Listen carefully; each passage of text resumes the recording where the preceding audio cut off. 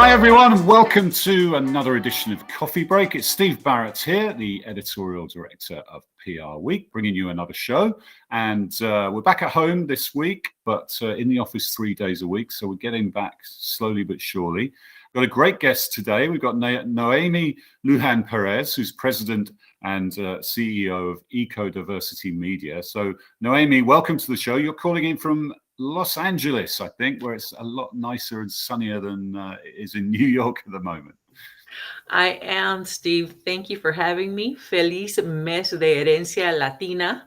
Happy Latino Heritage Month. Glad to be here with you and send some of that weather from out east back here. The summer is getting boring. I know, because you were talking about how you were on the East Coast or in DC for 20 years, and you almost missed the cold. That's not something you hear too often. I do, actually, I do. So tell us about Eco-Diversity Media. Sounds really interesting. You're in a space there between nature conservation, communications, and Hispanic heritage as well. So talk us through it. Absolutely. So let me start by saying that Eco-Diversity is a very different service. We're operating in the gap in between DEI and conservation. And the idea for it came as an aha moment while I was serving within the U.S. Fish and Wildlife Service in a rank position. I found myself managing strategic media. That was what I was there for. But as is often the case, unfortunately, with corporations or federal agencies, as minorities, there tend to be few of us. So I found myself having to fill in the blanks, not only in strategic diversity, PR, and marketing, but to support DEI workforce development efforts, public affairs, and strategic relationships. So again, the concept of eco-diversity was born there. The other piece about it, Steve, is quite frankly, I saw the void also on the industry side of the equation, right? Outdoor industry, fishing and boating. And I said, there is a need here to connect the dots on, again, strategic PR and marketing, strategic relationship building, and this piece over here on social equity and environmental responsibility. Let's help connect the dots. One of the great things of the work that we were doing, or that I was doing while I was at the U.S. Fish and Wildlife Service, was supporting then First Lady Michelle Obama's initiatives to get out and move.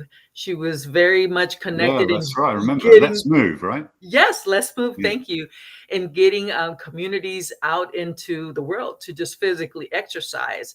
And the Department of Interior actually bridged that and connected it to nature. And it helped us connect the dots with diverse audiences on health, right? On traditional aspects of just visiting local parks, on family gatherings, that personalization part that is very important, right? In diversity, PR, and marketing.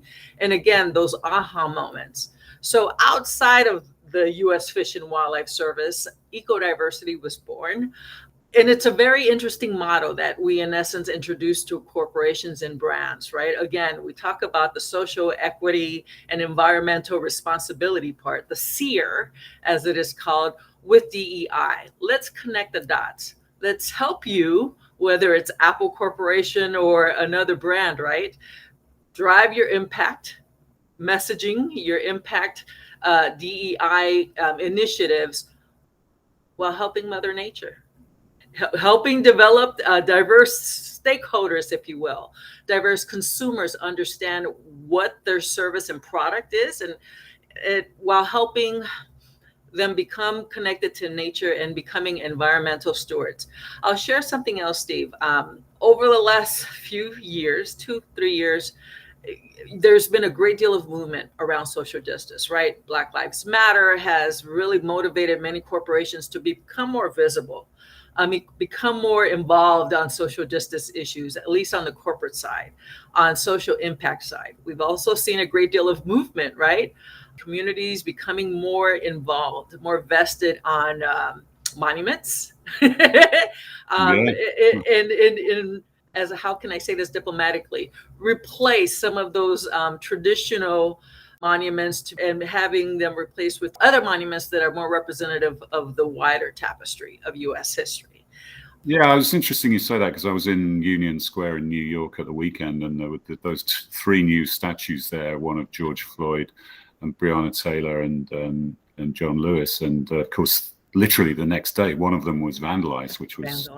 But the artist had actually made the statues easy to clean because they knew that was likely to happen, because you've got some idiot out there who's going to do something like that. But it was slightly depressing, especially as I was there the day before. But it was also a message about the reality of creating something like that. That it was cleaned up, everybody moved on, and it didn't make any difference because they thought about it. It's slightly depressing. They have to think about things like that, isn't it? But it was great to see those statues there, and very impressive they were as well. The other piece of the puzzle that we're seeing, right, is the reinvigoration around climate change issues, right? It's become an issue again. The more important piece for me is seeing minority and diverse communities as environmental stewards becoming involved in climate change and becoming the foci, if you will. Over the last few days, there was a targeted guerrilla PR effort. I was not involved, targeting the White House around environmental justice issues, and the Indigenous Environmental Network was more involved. So we're seeing, again, more diverse communities involved in environmental stewardship. They're becoming more adept in PR and marketing tactics. And we're, again, pushing in those pieces around social justice and environmental stewardship. Perfect setting, right, for ecodiversity and the work that we do. Again, how do we help brands, federal agencies, corporations, whatever you will, connect the dots and help them understand that DEI efforts are not mutually exclusive to sustainability efforts. It is part of the macro values, right, of corporate social responsibility, profit, DEI, and service. Another piece of that puzzle, Steve, you asked about Latino heritage much earlier today. The census, the US Census recently shared new data, right? It continues to show that Latino populations and diverse communities overall are increasing in the US, right? So change will continue to happen in the US demographically.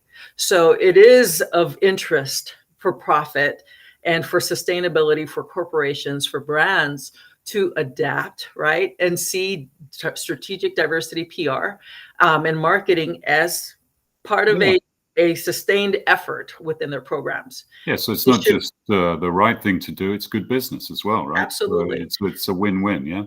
Absolutely. And the Noemis of the world should not just be singular, right? The one minority person in a ranking position in the PR and marketing departments. That should be a value interest to recruit and retain us. Yeah. So since we're in Hispanic Heritage Month, what are the sort of, and you were, oversaw Hispanic Heritage sites, what are the sort of hidden gems, if you like, that people should get out there and see, or, that you would recommend people go to see, but maybe they're not as aware of as some other parts of the United States? One of my favorite champions, if you will, is the National Park System and the National Park Foundation.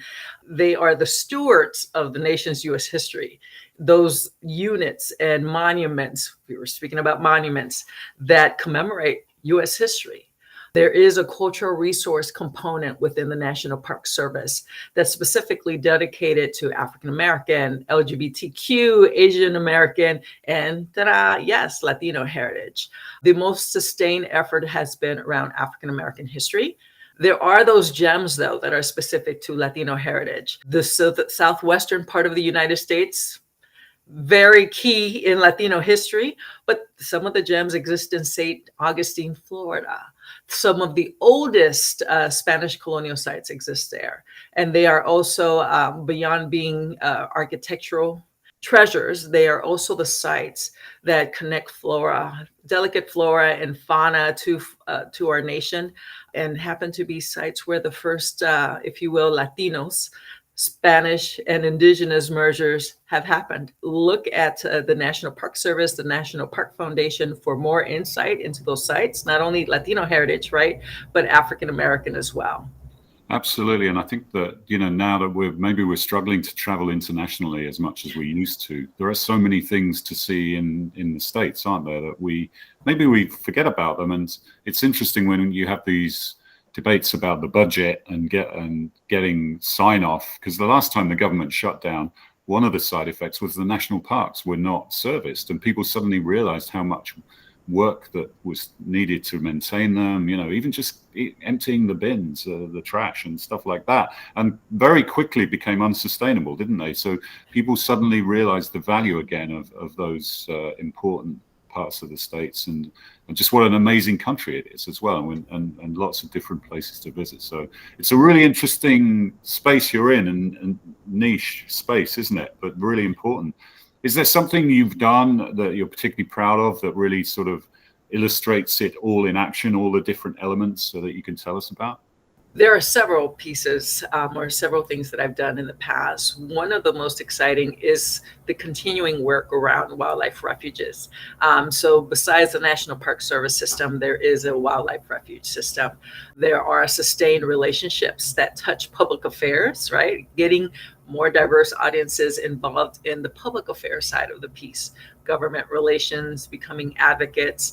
Some of those existing relationships have been expanded to touch industry. The outdoors recreation industry has become more involved in diverse engagement, and that is in large part to the U.S. Fish and Wildlife Service. When we look at the outdoor industry, we are seeing that there is not only an increased targeted effort around consumer targeting for Latinos and African Americans, but we're seeing that they're also starting to bridge that SEER component, that social equity, environmental stewardship piece. And that is in large part, Jason, not just to my work. It takes a village, right? There are key people in the world out there with Latino Outdoors, Hispanic Access Foundation, Outdoor Afro, doing that work. Green Latinos, who are a collective, a national collective that work with legislators, that work with industry experts to touch to push the buttons. But as I mentioned before, the Indigenous Environmental Network, right, the Green New Deal Network, as they call themselves now, are a collective effort that's going beyond the Latino sphere and touching all aspects of the world to create a foci around those issues and push the button. I think, Steve, that this is part of our future, right? But very exciting times. Yeah, so just quickly to finish, what would you like to see happen over the next 18 months? Climate change is clearly affecting the world in massive ways, and there's nowhere near enough attention paid to it. So what's the one priority? We've got COP26 coming up in Glasgow, the global sort of climate change conference. I don't know, maybe that's not going to change anything, but one quick thing just to finish up that we should all be looking for, and business can help with. Continued monetary support, very specifically for these organizations that are driving the efforts. During the Black Lives Matter movement, corporations moved a great deal of money towards the BLM organization, and it was centered around those very specific organizations.